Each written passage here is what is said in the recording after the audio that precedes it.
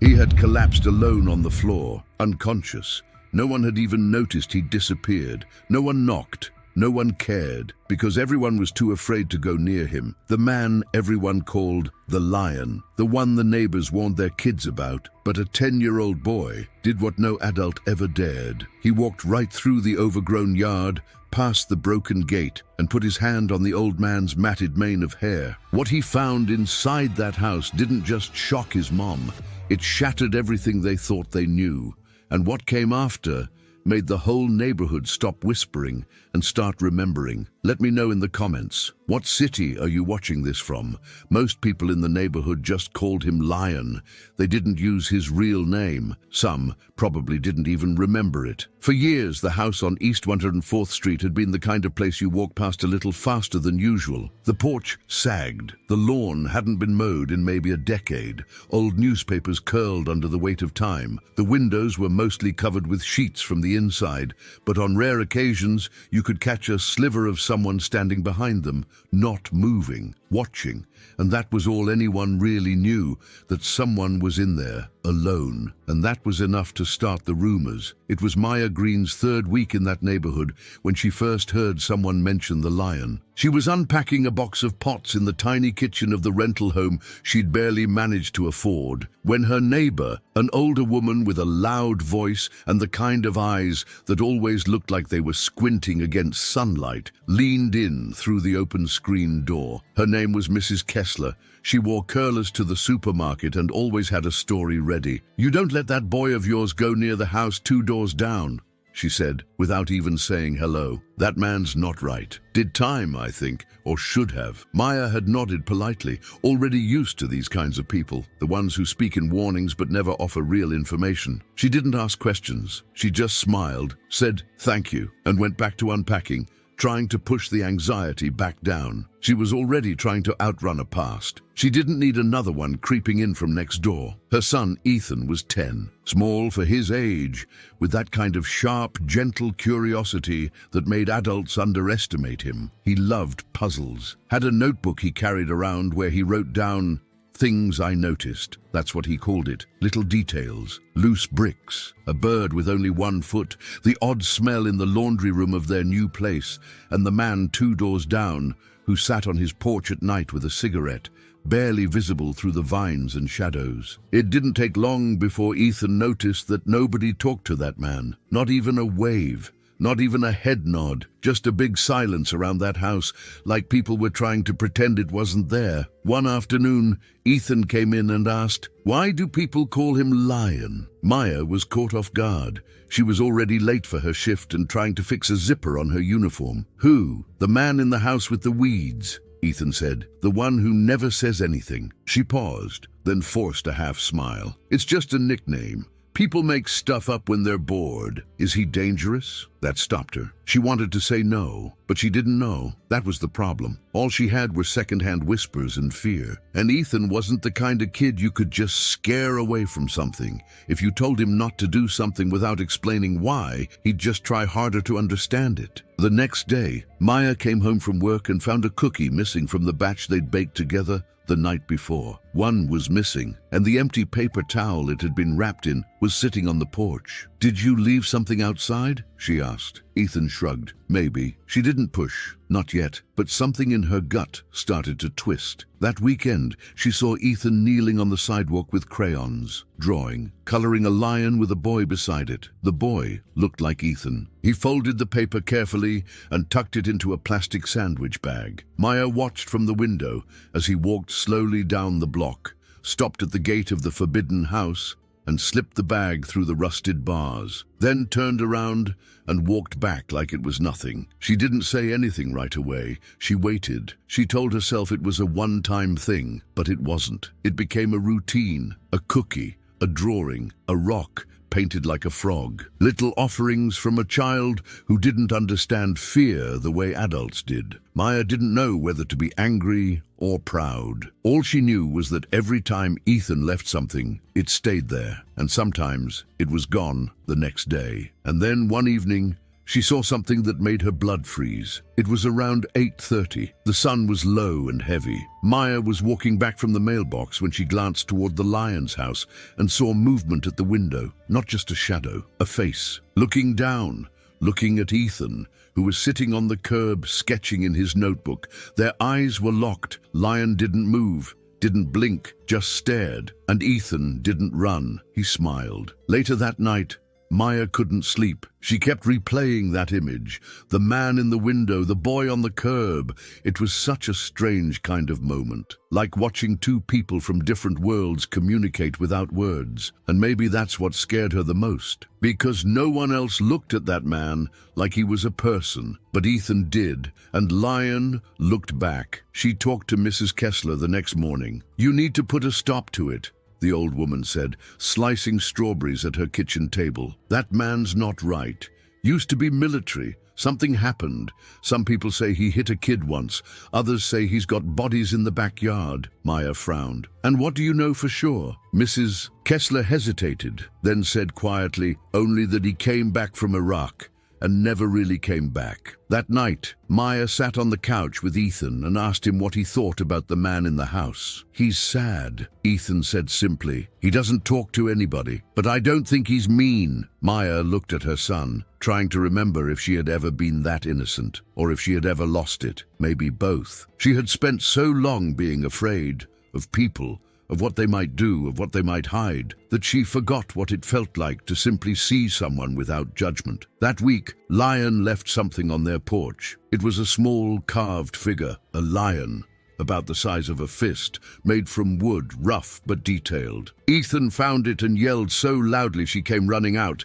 He held it like treasure. It was the first time the man had responded. Things started to change slowly, in ways Maya couldn't explain. The man in the window started appearing more often, sometimes sitting on the porch when no one was around. Once, Ethan said he waved, just once. Not a big wave, just enough to let someone know he saw them. But the rest of the neighborhood didn't change. The stares, the tension. One afternoon, a group of older kids on bikes stopped outside the Lion's gate and started yelling things, names, insults. Ethan heard and tried to stop them, told them to leave the man alone. They laughed and pushed him off his bike, called him the lion's pet. Maya was furious when she found out, but Ethan wasn't angry. He was just confused. "Why are people scared of someone they don't even know?" he asked her.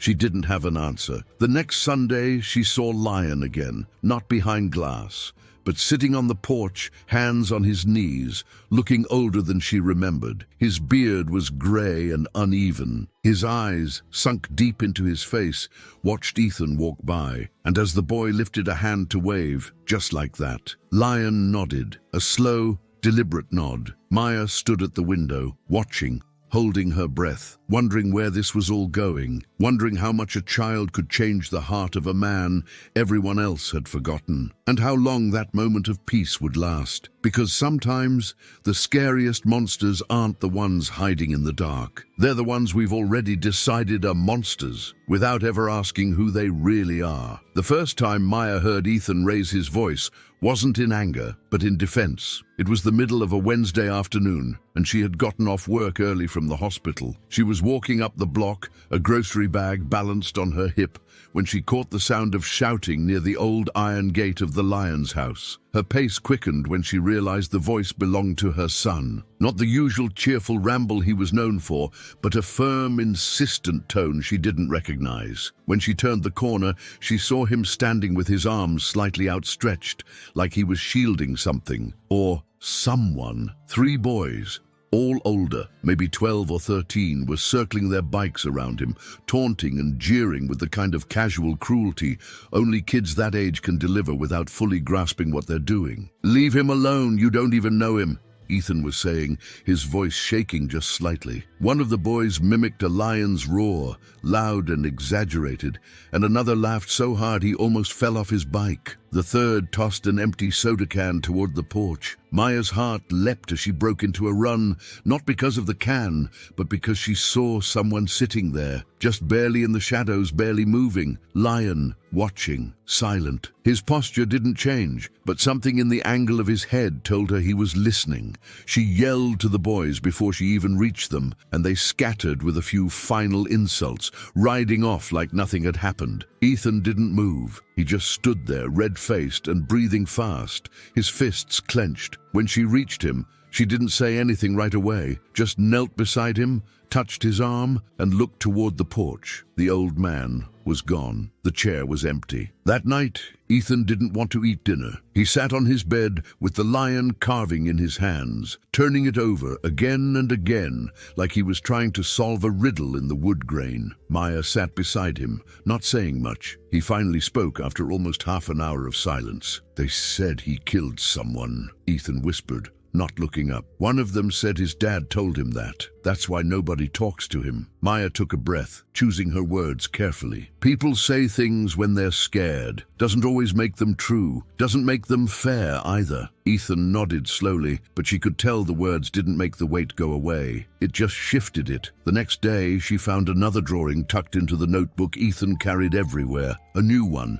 This time, the lion was standing alone, not beside the boy like before, but in a cave with thick lines drawn across the opening, like bars. The lion's eyes were different in this one. Not angry, just tired. Something about that drawing stayed with her for days. The neighborhood, meanwhile, continued doing what it did best, looking the other way. People didn't talk about the incident in front of the lion's house. No one brought it up at the corner store or during yard work. It was as if pretending it hadn't happened made it easier to move on. Maya tried to follow suit, to keep her head down, focus on work, on bills, on making sure Ethan's school shoes didn't have holes in them. But at night, she kept replaying the image of her son standing alone at that gate, and the quiet stillness of the man watching from the porch. One afternoon, a week after the confrontation, Maya came home to find a small wooden carving sitting on the steps of her porch. It wasn't the lion this time. It was a boy. Small,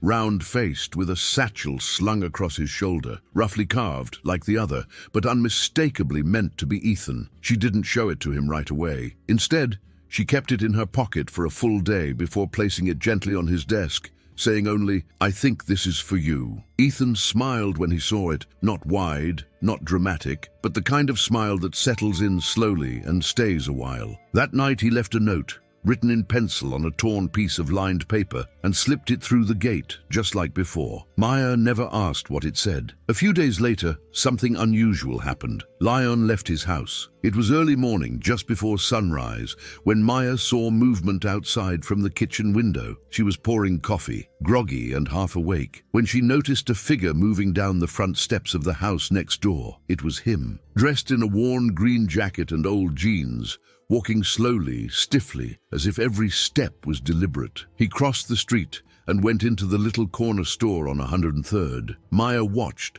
heart racing, half expecting someone to stop him, to yell, to call the cops, but no one did. Most people weren't even up yet. He returned a few minutes later with a brown paper bag, head down, eyes scanning the ground in front of him. As he passed her house, he paused, just for a second, and glanced up at the window. She froze. Their eyes met. Then he looked away and kept walking. That small moment changed something in her. He wasn't just the man in the shadows anymore. He was someone with a face, with eyes, with history. Over the next few weeks, Maya started learning pieces of that history. Not because Lion told her anything directly, he still hadn't said a word to her, but through small, unplanned conversations with people she never thought to ask before. A nurse she worked with, a man named Curtis, mentioned one night during a break that he used to see Leo McRae at the VA hospital, said he used to be a medic overseas, said the man had been caught in a blast that killed half his unit. Maya asked questions cautiously, afraid to open doors that might not close the way she wanted them to. Curtis said Leo had come back different, quiet, disconnected. They said he got tangled in some legal thing with the army, something about the circumstances of the blast, but it all got swept under the rug. No charges, no closure, just silence. It made sense now. The deep quiet, the heavy stare, the distance he kept from the world. Maya didn't know what exactly had happened out there, but she knew the man she'd seen wasn't dangerous. He was wounded, and the wounds weren't visible anymore. One Sunday afternoon, Ethan came home with a question she hadn't expected. "Do you think people can change just by being seen?" he asked, plopping down beside her on the old couch. She looked at him, surprised. "What do you mean?" "Like, maybe someone's been invisible for so long they forget how to talk. But then someone sees them, really sees them, and that makes them remember they're still human." She didn't have an answer for that. Not right away. She just pulled him close, ran her hand through his hair and whispered, "I think being seen is the first step." Later that week, she baked a second batch of cookies, not because Ethan asked, just because she felt like it. She put 6 in a small container, wrapped it with foil, and placed it on the steps of Lion's porch. No note, no explanation, just a quiet thank you for seeing her son, for letting him in. The container came back 2 days later, empty, clean. Things began to shift in subtle ways. People still avoided the house, still crossed the street or kept their heads down when walking past. But now and then, someone would glance up, not with fear, with curiosity. A few even nodded, unsure, as if testing the waters. No one dared knock, but the silence around the house no longer felt hostile. It felt like waiting. Ethan continued his visits, always at a distance, always respectful. He never crossed the gate. He left drawings, small trinkets, things he made in art class. Sometimes they disappeared, sometimes they stayed. Once, a paper airplane he'd folded was returned, with a small message written inside. "You see more than most. Don't stop." He showed it to Maya like it was gold. The bond between them, the boy and the man, wasn't something anyone else fully understood, not even Maya. But she didn't try to control it. She trusted her son's heart, and in that trust, she began to let go of some of her own fear. She even found herself wondering late at night what her life might have looked like if more people had seen her pain for what it was, instead of what they assumed. And while the neighborhood carried on, lawnmowers buzzing, cars honking, barbecues sizzling on Saturdays, something was quietly repairing itself in the shadow of that forgotten porch. Not fast, not loudly, but steadily. The silence wasn't just silence anymore. It was a kind of truce, and in that quiet, something long buried had started to breathe again. Maya always thought that neighborhoods carried their own kind of memory, like walls and sidewalks could remember the things people didn't say. And in theirs, silence had always felt heavier than noise. But lately, the air felt different, not entirely warm or welcoming, but less thick, less heavy. There was a sense that something was being rebuilt in the background of everyday life. Though no one admitted it, people still glanced over their shoulders when they passed the house on the corner, but they didn't cross the street as often. They didn't rush past. A few, like Mr. Daniels from across the road, even slowed down to tie their shoe nearby or check the air in their bike tires, casually stealing glances as if to confirm whether the man behind the curtains was really as monstrous as they remembered, or just human, worn down and quietly trying to exist. Ethan, meanwhile, had grown more confident in his quiet friendship with Lion. He still didn't call him by name, still didn't speak of their exchanges like something sacred, but it was clear from the way he carried himself that something important had taken root. He walked past the house every day after school, even when he didn't leave anything, sometimes just slowing down near the gate, looking in to see if the porch chair was occupied, sometimes pausing long enough to nod. Maya noticed that on the days the chair was empty, Ethan came home quieter. On the days it was full, he was lighter somehow, like a thread between the two of them had been tugged in greeting. One afternoon, about a month after the wooden boy figure had appeared on their porch, Ethan didn't come home on time. Maya had just finished folding laundry when she looked up at the clock and noticed it was already 20 minutes past when the final school bell rang. She tried not to panic. He was old enough to walk home on his own, and he was always careful, but something in her chest tightened anyway. She grabbed her keys and went out into the fading light, walking the route she knew by heart. When she reached the corner of East 104th, she saw him sitting cross-legged by the Lion's Gate, his backpack beside him, his notebook open on his lap. She opened her mouth to call him, but paused when she noticed he wasn't alone. On the porch, not in the chair but sitting on the steps this time, was Lion. Not just watching, not just sitting, talking. His mouth moved slowly, his posture stiff, but unmistakably he was speaking, and Ethan was listening, really listening, eyes wide, face tilted up, like someone trying to memorize a voice they'd waited a long time to hear. Maya didn't interrupt. She stepped back onto the sidewalk and waited quietly, hands in her jacket pockets, listening only to the breeze and the low hum of cars from the next block over. After a few minutes, Ethan stood, nodded once, closed his notebook, and picked up his bag. As he turned and walked toward her, Lion didn't look away. Their eyes met across the yard, hers and his, and she gave him the smallest, most tentative nod she could manage. He didn't nod back, but he didn't turn away either. When Ethan reached her, he didn't speak right away. They walked home together in silence, the rhythm of their footsteps falling into sync. It wasn't until they were inside, coats hung, shoes kicked off, that he looked at her and said, almost in a whisper, "His name is Leo." She sat down at the table. "Leo?" He nodded. "Leo McRae. He used to be a medic in Iraq. He said he did something that people never forgave, even though it wasn't what they think." Maya felt a chill settle in her spine, not from fear, but from the weight of something shifting. She motioned for him to sit. "What did he tell you?" Ethan opened his notebook, but instead of reading from it, he ran his fingers along the edges like he was afraid of wrinkling the words. He said there was a mission. He was ordered to pull back, but there was a little girl in one of the buildings, crying. She was trapped. He said he couldn't leave her, so he went in, tried to get her out. That's when the explosion happened. Maya's throat tightened. She listened as Ethan continued. "Some people died, soldiers, and some civilians too, but no one could prove exactly what happened. The army said he disobeyed, said his decision led to the blast, but he swears he never saw the trigger. He doesn't even remember the noise, just the girl screaming. And then nothing." She didn't know what to say. She knew enough from working in emergency rooms to understand the kind of trauma people carried home from war zones. She had seen it in patients who stared at ceilings for hours, in the way they flinched at slammed doors or loud intercoms, and she realized then that Leo McRae hadn't just been avoiding the world.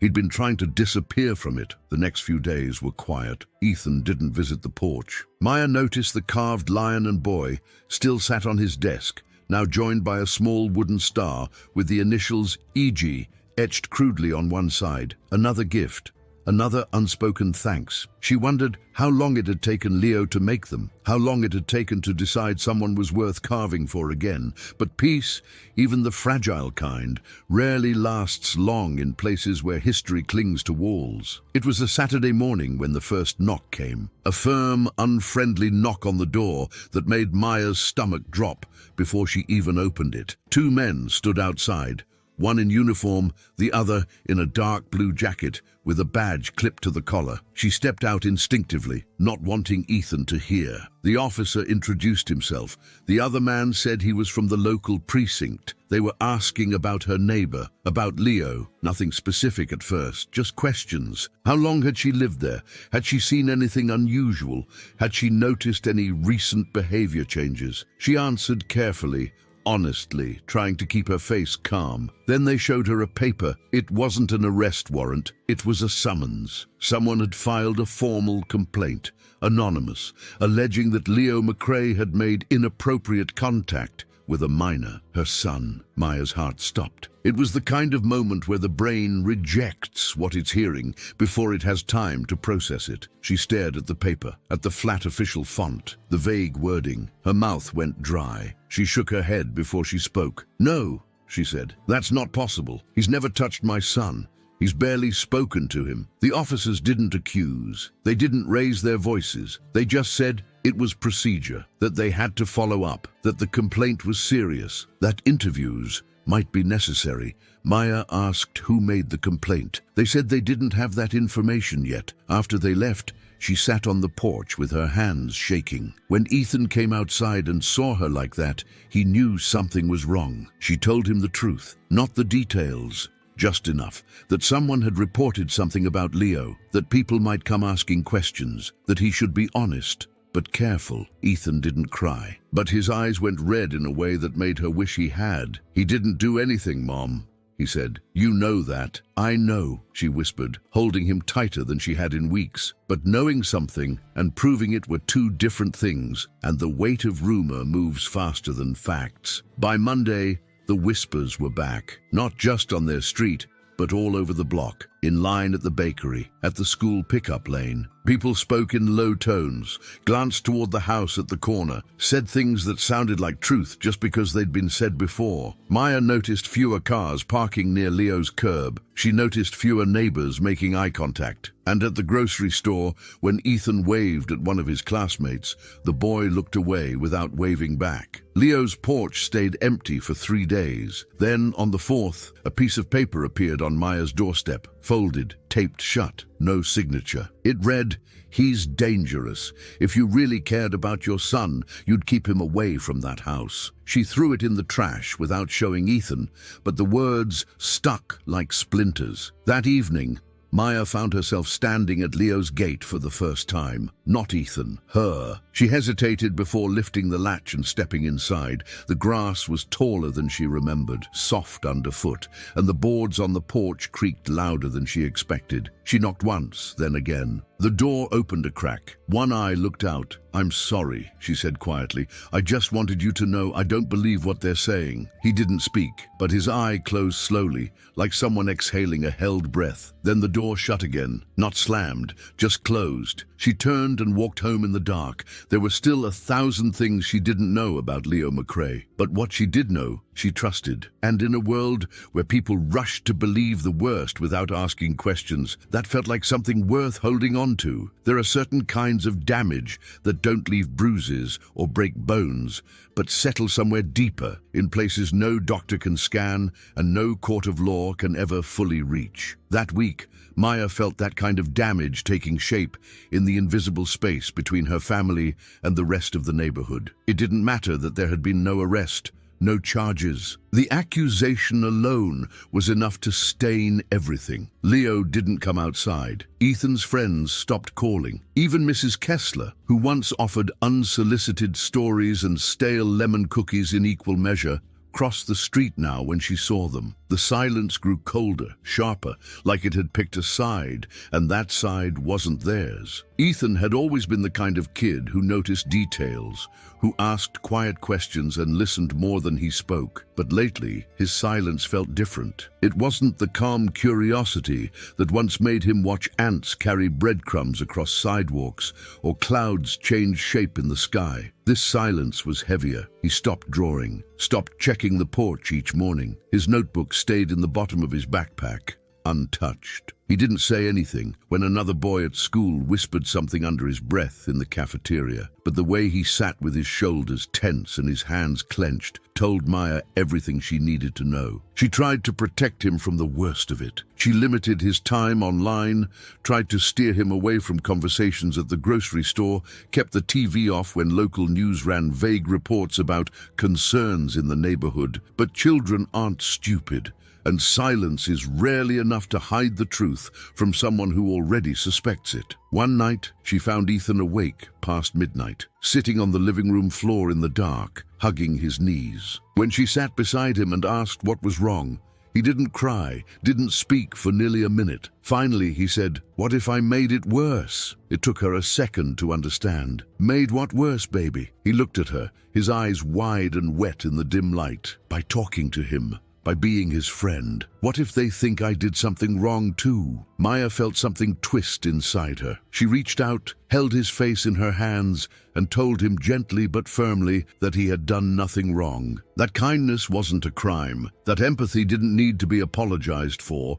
But deep down, she hated that she even had to say it. Leo, as far as she could tell, remained locked inside his home. The porch chair stayed empty. The windows stayed closed. The front yard, once a quiet backdrop to a fragile sort of healing, became a visual reminder of isolation all over again. Maya thought about reaching out. She even wrote a letter once, folded it neatly and placed it in an envelope. But it sat in the drawer of her nightstand for days before she finally threw it out. She didn't know what to say anymore. She didn't know if he even wanted her to say anything. Then, one afternoon, everything shifted again. Not in a sudden explosion, but in a quiet, precise tear. It started with a visit to the school. Maya had taken the afternoon off to attend a meeting about Ethan's upcoming class project. She expected a quick update, maybe a few papers to sign. Instead, she was met by the principal, who asked her to come into the office. The door closed behind her. The air was stale, too warm. The principal's tone was polite but cautious. She said there had been concerns, that a few parents were uncomfortable with Ethan's presence in the classroom, that while nothing had been proven, tensions were rising, and they had to consider the well-being of all students. It took Maya a moment to process what was being said. They weren't expelling Ethan, not officially, but they were asking if she might consider voluntarily withdrawing him until things quieted down. She stared at them, blinking, her jaw tight. "You want me to pull my son out of school because other people are uncomfortable with him? With a 10-year-old child?" The principal didn't answer. Not directly, just said something about how difficult the situation was, how unfortunate, how complex. Maya stood and left without signing anything. That evening, she told Ethan the truth. He listened quietly, then asked if it meant he could stay home for a while. She nodded.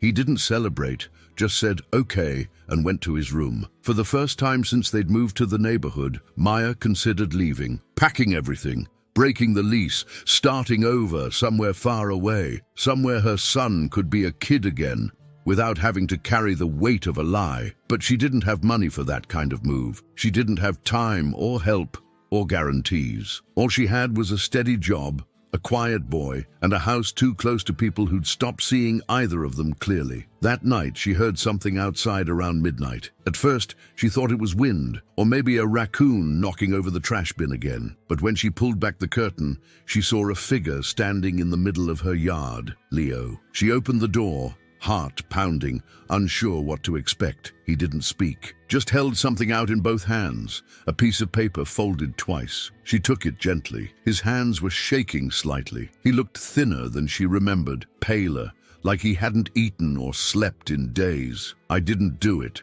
he said, his voice low and rough like it hadn't been used in too long. "You have to believe me." "I do," she said, before she could think twice. He nodded once, then turned and walked back toward his house without another word. She closed the door, sat down and unfolded the paper. It wasn't a letter, it was a photo, old, faded, a young soldier, Leo, kneeling beside a little girl, maybe 5 or 6, in the rubble of what looked like a bombed-out building.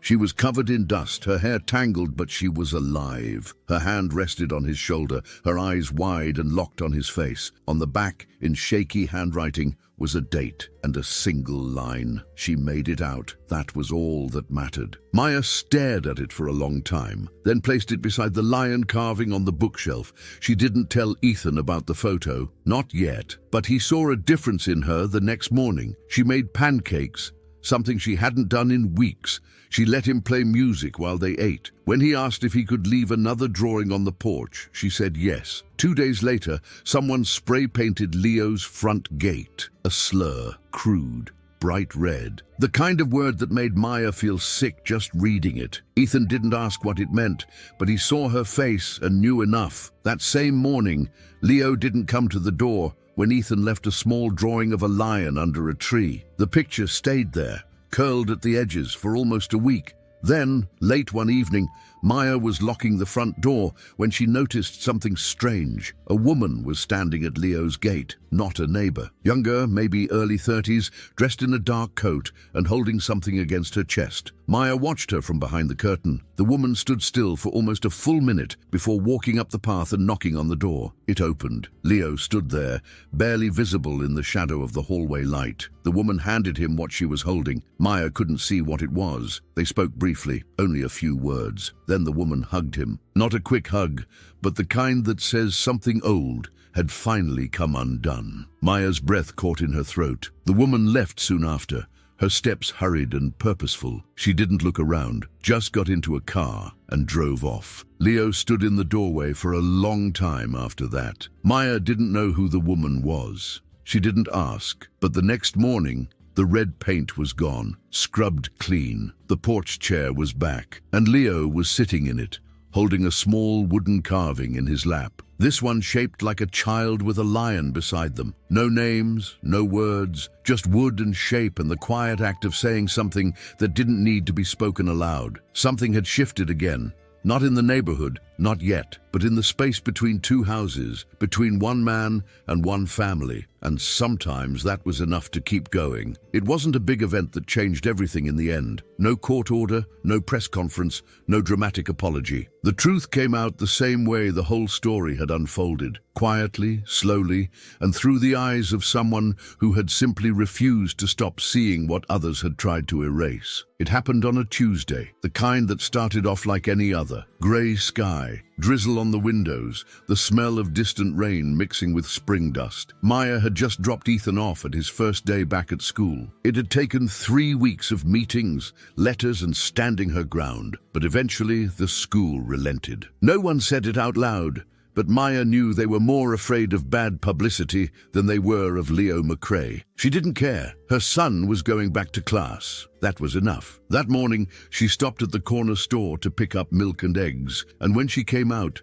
she saw the same woman who had visited Leo late that night standing by the crosswalk, talking to someone she didn't recognize. Maya hesitated. Something about the way the woman gestured, the way she kept pulling something from her purse and showing it to the man she was speaking with, made her pause. She crossed the street, her curiosity stronger than her hesitation. The woman noticed her and smiled gently, as if she had been expecting her. "You're the nurse," the woman said. "Maya, right?" Maya nodded. "And you are?" "Karima," she said, extending her hand. "Karima Al-Hassani." Maya blinked, caught off guard by the name. It meant nothing to her until the woman pulled something from her purse again. A photo, old, worn, folded so many times it had started to split at the corners. Maya took it and looked down at a familiar image. A little girl, crouched in the rubble, reaching out. Leo beside her. That same photo he had given her weeks ago, but this one was slightly clearer in color and had a date and name printed at the bottom. "That's me," Karima said softly. "He saved my life." Maya looked up, stunned. "My father was an interpreter for the Americans," Karima explained. "We lived near a hospital Leo was stationed at. That day, the day everything went wrong, I was inside one of the buildings with my mother. She didn't survive, but he came back for me. He wasn't supposed to, but he did. Carried me through the fire. I remember the smell, his hands, the way he kept whispering something I didn't understand until years later." Maya's throat was tight. She couldn't speak. "I tried to find him for years," Karima went on, "but they buried the story. The reports blamed him for the explosion. He was discharged, disappeared, but my father knew the truth. He wrote letters, testimonies. No one responded. Not until I finally found someone online,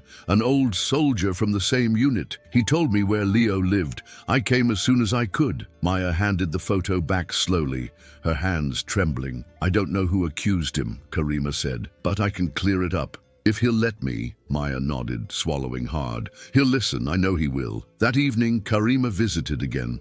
Maya didn't go with her. She stayed in her kitchen preparing dinner while Ethan quietly finished a puzzle on the living room floor. A quiet hour passed. Then 2. When Karima finally returned, her face was soft with relief. "He told me he thought I'd died," she said. "All these years he thought he'd failed." She paused, then smiled faintly. "I showed him the letter my father wrote before he passed. I told him we moved to Michigan after the war, that I got married, had a son, named him Leo." Maya didn't cry, but something deep inside her melted. Something that had been clenched for too long finally let go. In the weeks that followed, things began to shift. Again, Not suddenly, not dramatically, but slowly, with purpose. Karima gave a statement to the local authorities. She provided documents, testimonies, even video from a journalist who had briefly covered the aftermath of the incident, but whose footage had never aired. None of it had been seen before, but now it mattered. A quiet internal review was launched. Nothing official was made public, but the file that once labeled Leo as a liability was amended, not because of justice done in a courtroom, but because someone finally had the courage to tell the truth and not back down. The neighbors didn't say much. No one admitted they had been wrong, but the silence changed shape again. It became less heavy, less tense, more uncertain, like people weren't sure where they stood anymore. But Maya didn't need their apologies. She wasn't raising Ethan to wait for validation from people who had abandoned them in their quiet hour. She was raising him to stand by what was right, even when it cost something, even when it hurt. Leo started coming out more, not just to sit on the porch. He walked down the street, sat on a bench at the park near the school, still quiet, still distant, but not hiding. Ethan resumed his visits. They didn't always speak. Sometimes they just sat side by side, carving wood or drawing. One day Maya found Ethan asleep in the living room with a new carving clutched in his hand. It was a lion, but this time it had a cub beside it, not smaller in size, but carved to look up, with its face lifted and its eyes wide open. Spring melted into summer, and with it came the first block party the neighborhood had held in years. Maya didn't expect Leo to come. She almost didn't go herself, but Ethan begged her, said they should be seen too, said maybe it was time to stop hiding. They arrived with a tray of brownies and stood quietly under a tree. A few polite nods came their way. A couple of neighbors approached to say hello, to ask how Ethan was doing in school. No one mentioned the past. No one dared. And then slowly a figure appeared at the edge of the crowd. Leo, dressed in a clean shirt, his beard trimmed, the same green jacket tied around his waist. He walked with his hands in his pockets, not looking for attention, just present, whole. Ethan ran to him and walked the rest of the way by his side. And for the first time, no one moved away. No one whispered. Maya watched them, her heart full in a way she hadn't felt in years. Not because everything was perfect now or fixed or easy, but because something had ended. The fear, the lies, the silence, and something new had begun in its place. Later that evening, when the music faded and the folding chairs were stacked, Leo approached her. He didn't say much, just stood beside her with a small paper bag in hand. Inside was a carving. A nurse bent over a child, her hair tied back, her arms steady. "Foreseeing me," he said. She nodded, unable to find the words, but none were needed. Sometimes healing doesn't come from noise or victory or justice written in ink. Sometimes it comes in the quiet of being seen and the strength of someone refusing to turn away. Sometimes the smallest hand can reach the biggest wound. And sometimes a story that began with fear ends with the simple act of standing in the open, unafraid. If this story touched you, comment with the word courage, because sometimes all it takes is one person brave enough to see the truth for everything to start healing. There is a story here on the screen that will also move you. Press play, you won't regret it.